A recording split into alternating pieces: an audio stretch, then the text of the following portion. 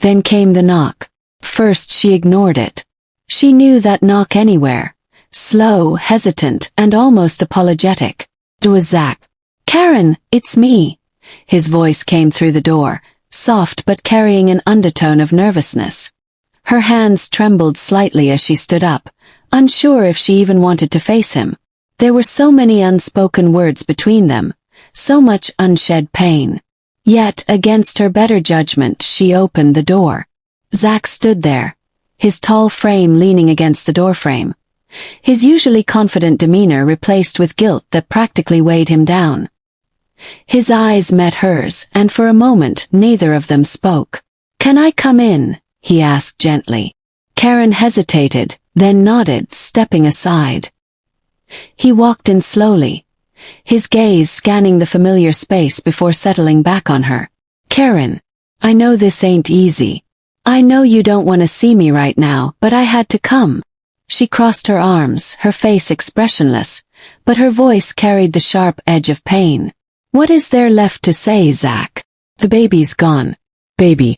And you weren't there." Zach inhaled deeply, his jaw tightening as he tried to steady his voice. "Don't do that to me, Karen. Don't act like I didn't care. You know I wanted that baby. I wanted to do right this time." Her lips trembled, but she held his gaze. "Then why weren't you here, Zach? Why were you running around with Fatima while I was losing the one thing that tied us together?" His shoulders dropped at the mention of Fatima, the love of his life, the woman who had brought him peace after years of chaos. But Karen's words pierced his heart. "It wasn't like that," he said softly, stepping closer. "Karen, I messed up before, I know that. But this ain't something I could control. I wanted to be there, I should have been there, and I'll hate myself for the rest of my life that I wasn't."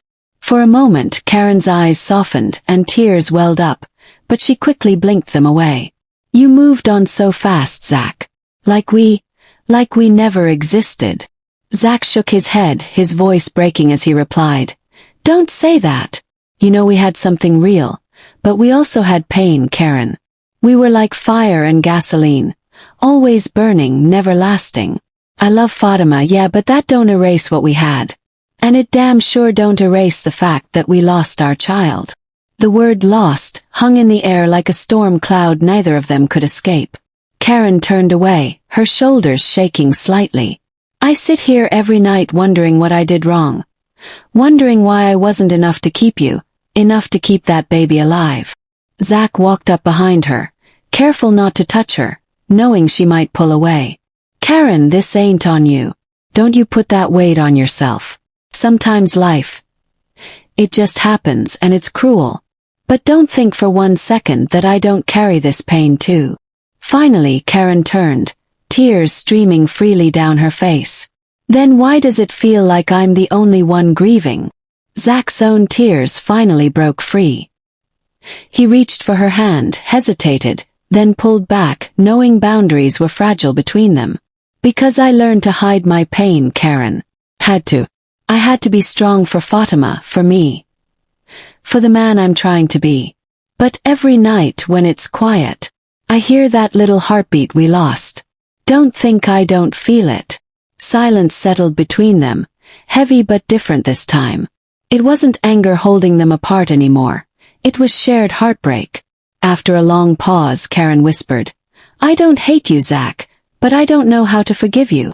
Zach nodded slowly, his voice low. "I ain't asking you to forgive me today. I just needed you to know I'm sorry. For everything. For the baby. For not being who you needed me to be." She wiped her tears, her expression softening. "We can't go back, can we?" Zach shook his head. "No, Karen. But maybe we can both find a way to move forward. I want you to be happy. Even if it ain't with me." Karen managed a weak smile through her tears. "I don't know if I'll ever be happy again, but I'll try." Zach nodded, his own tears still glistening.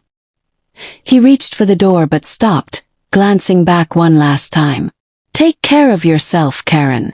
And with that he left. Karen stood there, her heart aching but lighter than it had been in weeks. For the first time since losing the baby, she felt understood. It wasn't closure, not yet, but it was the first step toward healing. And somewhere deep down, Zach knew that even though their paths had split, a part of him would always carry Karen, and the memory of the child they lost, with him.